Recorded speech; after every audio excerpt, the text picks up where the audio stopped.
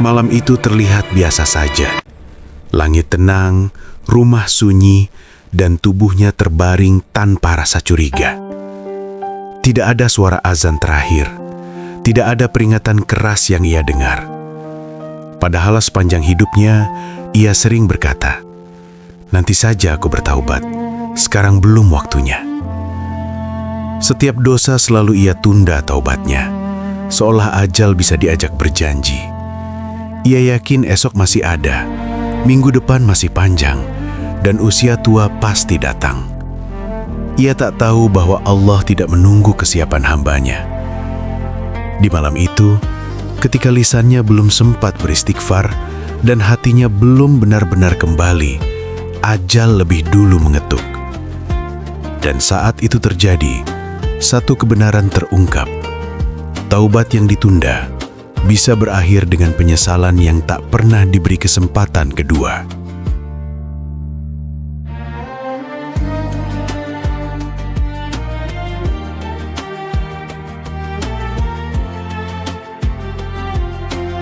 Assalamualaikum warahmatullahi wabarakatuh. Sahabat Cahaya Umat yang dirahmati Allah, setiap kisah yang kami hadirkan di channel ini bukan sekadar cerita untuk didengar, tetapi cermin untuk hati yang ingin selamat. Kisah malam ini mengingatkan kita bahwa hidup berjalan sangat singkat, sementara ajal datang tanpa pernah memberi jadwal. Melalui channel Cahaya Umat, kami berusaha menyampaikan dakwah dengan bahasa yang sederhana, agar mudah dipahami dan menyentuh jiwa siapapun yang mendengarnya. Jika Anda merasa kisah-kisah Islami seperti ini bermanfaat, mohon dukung dakwah ini dengan menekan tombol like, subscribe channel Cahaya Umat, serta membagikan video ini kepada keluarga dan sahabat. Dukungan Anda sangat berarti agar cahaya kebaikan ini terus menyala dan menjangkau lebih banyak hati yang membutuhkan pengingat.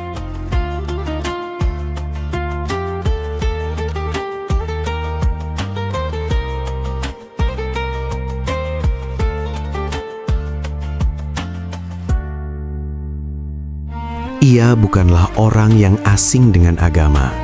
Sejak kecil ia mengenal azan, tahu arah kiblat, dan hafal bahwa sholat adalah kewajiban. Ia paham bahwa setiap dosa akan dimintai pertanggungjawaban. Namun pemahaman itu hanya berhenti di kepala, belum benar-benar turun ke hati. Setiap kali hatinya tersentuh oleh nasihat, selalu ada suara lain di dalam dirinya yang berkata, "Tenang saja, nanti masih ada waktu." Saat ia meninggalkan sholat, ia berkata pada dirinya sendiri bahwa itu hanya sementara. Ketika melakukan dosa, ia menenangkan hati dengan kalimat yang sama, "Aku tidak seburuk orang lain." Ia menilai dirinya masih baik karena sesekali bersedekah, masih menghormati orang tua, masih tersenyum pada tetangga. Ia lupa bahwa kebaikan tidak menghapus kewajiban yang ditinggalkan, dan amal tidak menutupi dosa yang terus dibiarkan. Hari-hari berlalu dengan cepat. Setiap niat taubat selalu kalah oleh kesibukan dunia. Pagi ia sibuk mengejar rizki, siang tenggelam dalam urusan pekerjaan, malam lelah dan memilih istirahat. Ketika suara hati kecilnya mengajak untuk sholat malam atau sekedar beristighfar, ia menundanya dengan alasan kelelahan. "Besok saja," katanya, tanpa sadar bahwa besok bukan miliknya. Ia sering berkata, "Nanti kalau sudah mapan, aku akan lebih dekat dengan Allah." Atau, "Nanti kalau anak-anak sudah besar, aku akan mulai serius beribadah." Bahkan ada kalanya ia berkata, "Nanti kalau sudah tua, aku akan berubah." Seolah-olah usia tua adalah jaminan, seolah-olah hidup panjang adalah kepastian. Ia lupa bahwa kuburan tidak pernah bertanya usia, dan ajal tidak memilih tua atau muda. Setiap kali mendengar kabar kematian orang lain, hatinya sempat bergetar. Namun getaran itu hanya bertahan sebentar. Ia kembali tenggelam dalam rutinitas, kembali menunda taubat yang seharusnya segera dilakukan. Ia tidak sadar bahwa menunda taubat adalah tipu daya paling halus dari syaitan. Bukan dengan melarang taubat, tapi dengan membujuk agar taubat dilakukan nanti. Padahal Rasulullah SAW telah mengingatkan bahwa setiap anak Adam pasti berbuat dosa, dan sebaik-baik pendosa adalah yang segera bertaubat. Namun ia justru menunda-nunda, seakan Allah akan selalu memberinya kesempatan tambahan. Ia lupa bahwa rahmat Allah memang luas, tetapi kematian bisa datang lebih cepat dari satu helaian nafas. Di dalam hatinya sebenarnya ada rasa takut. Namun rasa takut itu ia kubur dengan kesenangan dunia. Ia menenangkan diri dengan berpikir bahwa Allah Maha Pengampun, tanpa menyadari bahwa Allah juga Maha Adil. Ia ingin ampunannya, tetapi enggan meninggalkan maksiat. Ia ingin syurga, tetapi malas berjalan di jalannya. Begitulah hari-hari hidupnya. Janji taubat yang terus diucapkan, namun tak pernah benar-benar ditepati. Hingga tanpa ia sadari, penundaan itu bukan hanya menjauhkan dirinya dari taubat, tetapi perlahan mengeraskan hatinya. Dan ketika hati sudah terbiasa menunda, maka dosa terasa ringan, sementara ketaatan terasa berat. Ia tidak tahu bahwa setiap penundaan taubat adalah langkah kecil menuju sebuah malam yang tak pernah ia persiapkan. Sebuah malam yang kelak akan menjadi pemisah antara harapan dan penyesalan.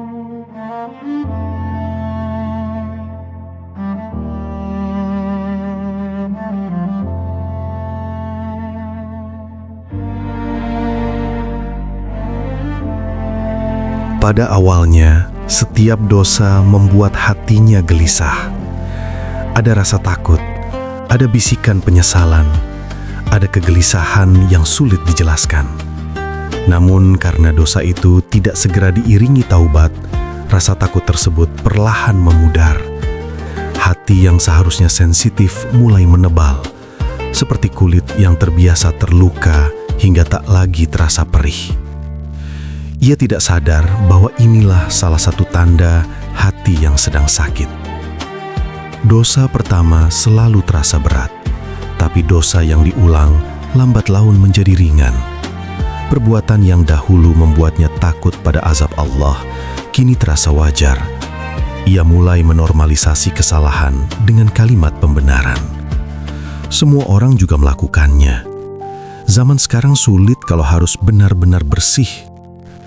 Pembenaran-pembenaran itu menjadi selimut yang menutup rasa bersalah. Ia masih bisa tertawa, masih bisa menikmati hidup, sehingga ia merasa tidak ada yang salah. Ia lupa bahwa nikmat bukan selalu tanda ridho, dan kelapangan hidup bukan jaminan keselamatan.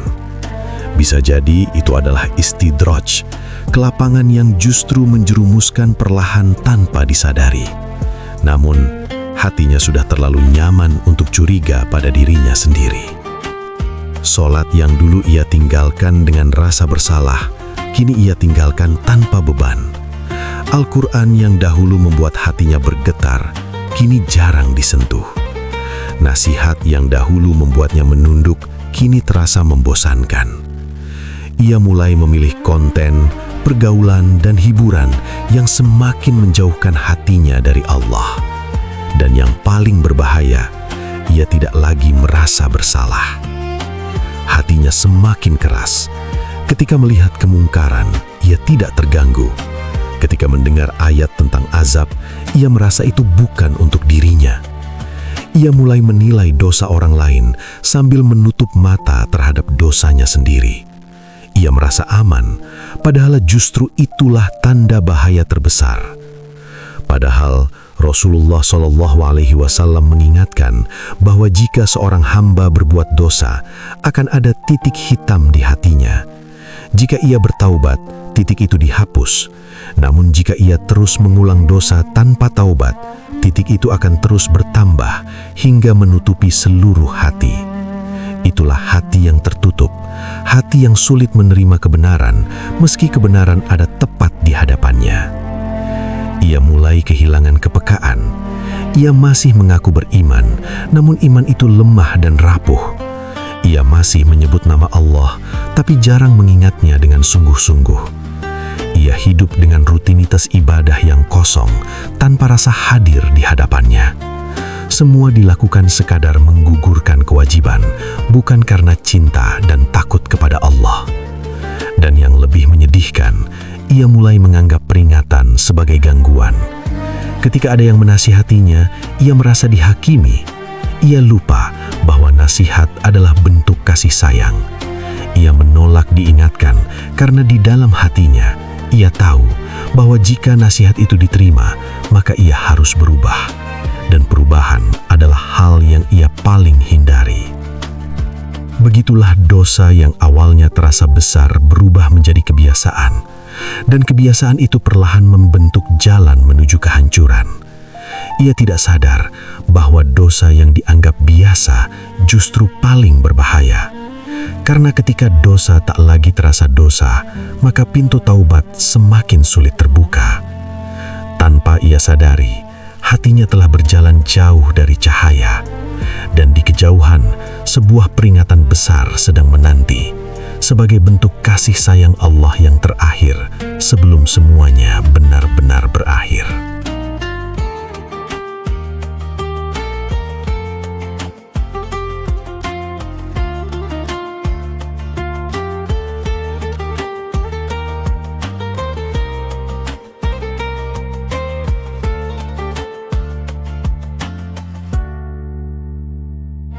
Allah tidak pernah membiarkan hambanya tersesat tanpa peringatan.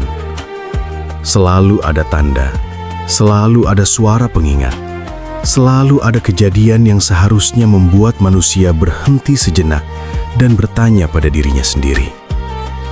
Begitu pula dengan lelaki itu.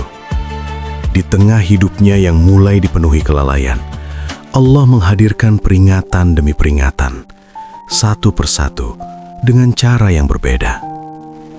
Peringatan pertama datang melalui orang terdekat. Seorang teman lama yang dulu sering bercanda bersamanya, tiba-tiba meninggal dunia. Usianya hampir sama, rutinitas hidupnya pun mirip. Saat berdiri di depan liang lahat, hatinya bergetar. Untuk sesaat dunia terasa sangat kecil. Ia menunduk, membayangkan dirinya di posisi yang sama. Namun begitu langkahnya menjauh dari pemakaman, getaran itu perlahan menghilang.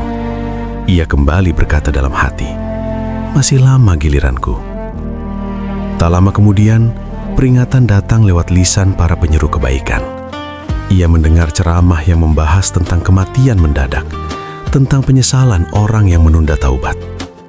Kalimat-kalimat itu terasa seakan ditujukan langsung kepadanya. Dadanya sesak, matanya hampir basah, tapi lagi-lagi ia menunda. Ia menenangkan dirinya dengan berpikir bahwa ia akan memperbaiki diri setelah urusan dunianya selesai. Allah lalu memberi peringatan yang lebih dekat, tubuhnya sendiri. Ia jatuh sakit, tidak parah, namun cukup membuatnya terbaring dan merasa lemah. Di saat-saat itulah, ia merasakan betapa rapuhnya dirinya. Nafas yang sesak, tubuh yang tak berdaya, membuatnya sadar bahwa hidup bukan miliknya. Ia sempat berjanji, jika sembuh, ia akan berubah. Namun ketika kesehatan kembali, janji itu ikut menghilang. Setiap peringatan selalu ia sambut dengan rasa takut sesaat, lalu diakhiri dengan penundaan. Ia lupa bahwa peringatan Allah bukan untuk ditunda, melainkan untuk segera dijawab dengan taubat. Ia tidak sadar bahwa setiap kali peringatan diabaikan, hati menjadi semakin keras dan sulit tersentuh. Yang lebih menyedihkan, ia mulai merasa kebal. Kematian orang lain tidak lagi membuatnya merenung. Nasihat hanya dianggap suara latar. Ayat-ayat tentang akhirat terdengar seperti cerita jauh. Ia tidak sadar bahwa ini adalah bentuk hukuman yang halus, hati yang tidak lagi tersentuh oleh kebenaran. Padahal Allah berfirman bahwa Dia akan memperlihatkan tanda-tandanya di segenap penjuru dan pada diri manusia sendiri. Semua itu agar manusia kembali kepadanya. Namun ketika tanda-tanda itu diabaikan, bukan berarti Allah berhenti memberi peringatan, melainkan kesempatan semakin dipersempit. Ia hidup seolah peringatan itu hanya berlaku untuk orang lain. Ia merasa aman, padahal sejatinya ia sedang berada di tepi jurang.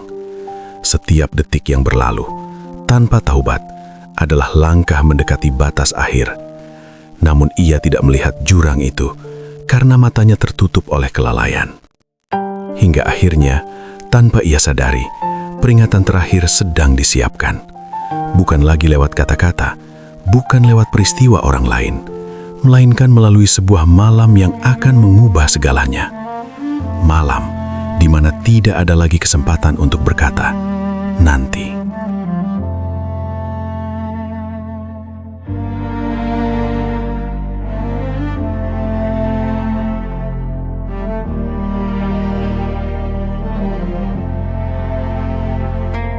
Malam itu datang tanpa undangan.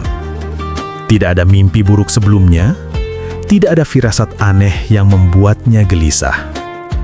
Semuanya berjalan seperti malam-malam biasa yang telah ia lalui ratusan kali. Setelah lelah dengan urusan dunia, ia merebahkan tubuhnya, berharap esok hari kembali bangun seperti biasa. Ia tidak tahu malam itu bukan tentang istirahat, melainkan tentang perpisahan.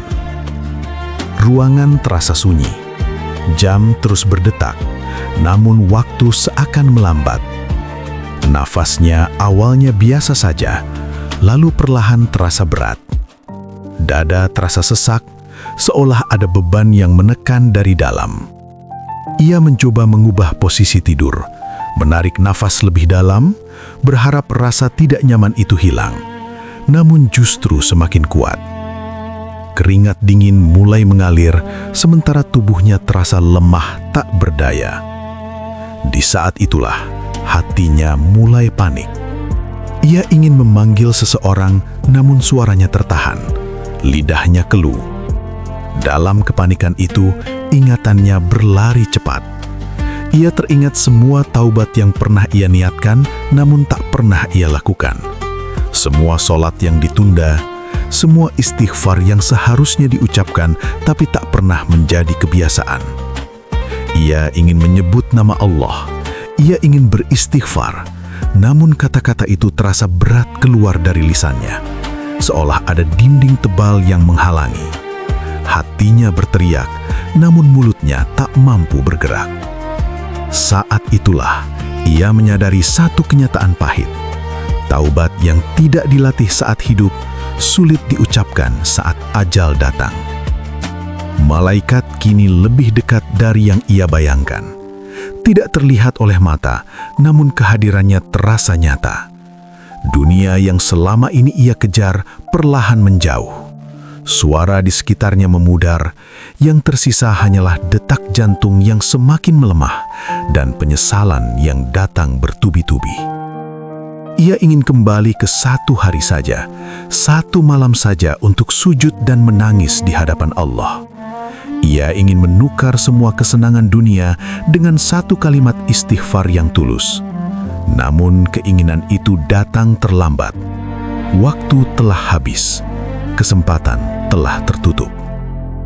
Di detik-detik terakhir, kesadarannya terombang-ambing.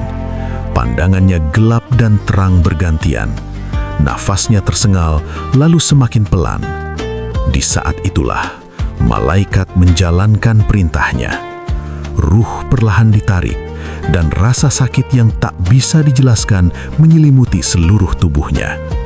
Tidak ada lagi kekuatan untuk melawan. Tidak ada lagi ruang untuk memilih. Malam itu menjadi saksi bisu. Tidak ada yang tahu pergulatan batin yang terjadi di dalam dirinya. Tidak ada yang mendengar jeritan penyesalan yang tak sempat terucap. Malam itu mengakhiri semua penundaan, semua alasan, semua janji taubat yang tak pernah ditepati. Dan ketika ruh benar-benar terpisah dari jasad, satu kebenaran terungkap dengan jelas. Kematian tidak menunggu kesiapan, dan malam terakhir bisa datang pada saat manusia.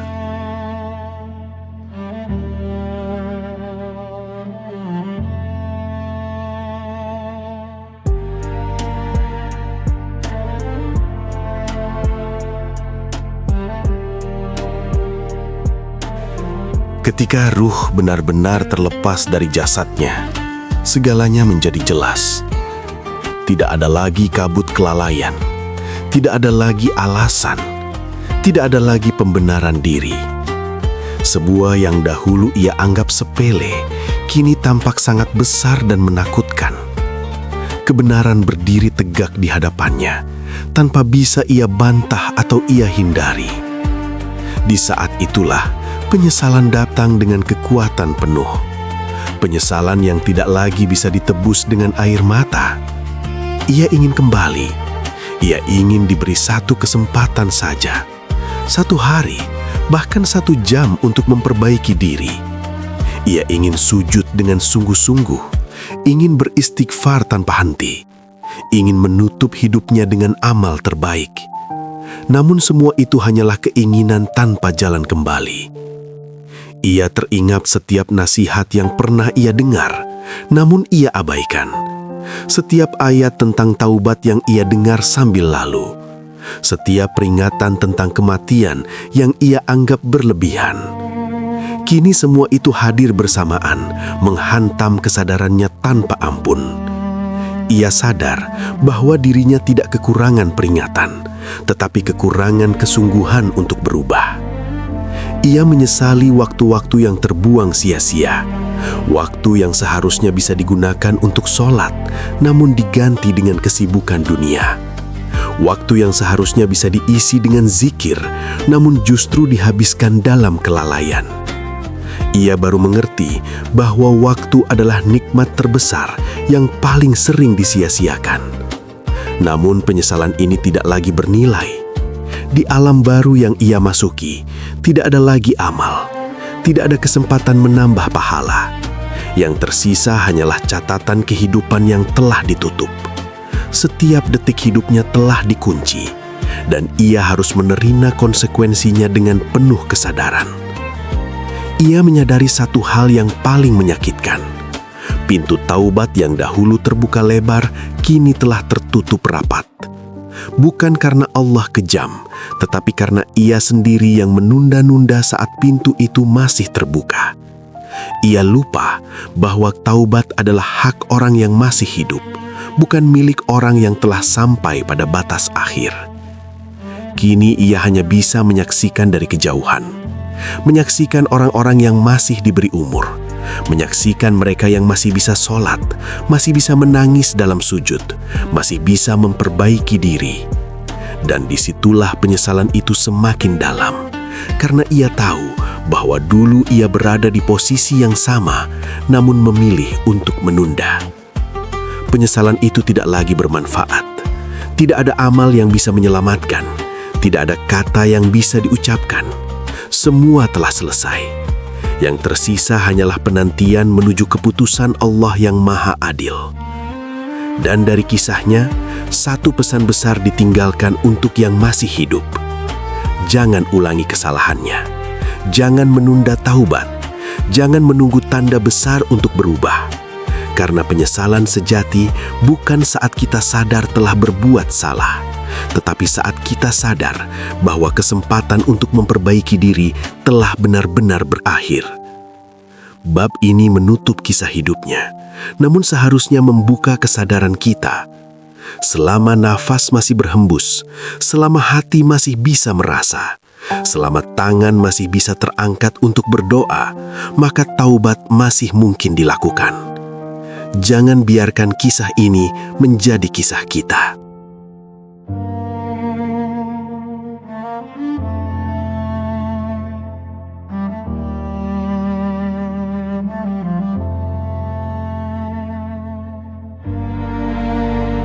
Sahabat Cahaya Umat, kisah yang baru saja kita dengarkan bukanlah cerita tentang orang lain semata, melainkan cermin bagi diri kita sendiri. Betapa sering kita menunda taubat dengan alasan masih ada waktu, masih ada hari esok, masih ada kesempatan lain. Padahal, tidak satu pun dari kita yang memegang jaminan umur. Ajal tidak menunggu kesiapan, dan kematian bisa datang saat hati merasa paling aman. Pesan terbesar dari kisah ini adalah 1. Jangan tunda taubat. Taubat bukan untuk orang yang sempurna, tetapi untuk orang yang sadar bahwa dirinya penuh kekurangan. Selama nafas masih berhembus, selama mata masih bisa meneteskan air mata penyesalan, pintu taubat masih terbuka lebar. Namun ketika ajal datang, penyesalan tak lagi bernilai, dan kesempatan tak akan pernah kembali. Mari jadikan kisah ini sebagai pengingat untuk memperbaiki diri hari ini, bukan nanti. Mulailah dengan sholat yang lebih dijaga, dosa yang ditinggalkan, dan hati yang kembali berharap hanya kepada Allah. Semoga Allah melembutkan hati kita, menguatkan langkah kita dalam ketaatan, dan menutup hidup kita dengan husnul khotimah. Terima kasih telah menyimak hingga akhir. Semoga konten dari channel Cahaya Umat ini menjadi cahaya pengingat dalam hidup kita. Sampai jumpa di video berikutnya. Wassalamualaikum warahmatullahi wabarakatuh.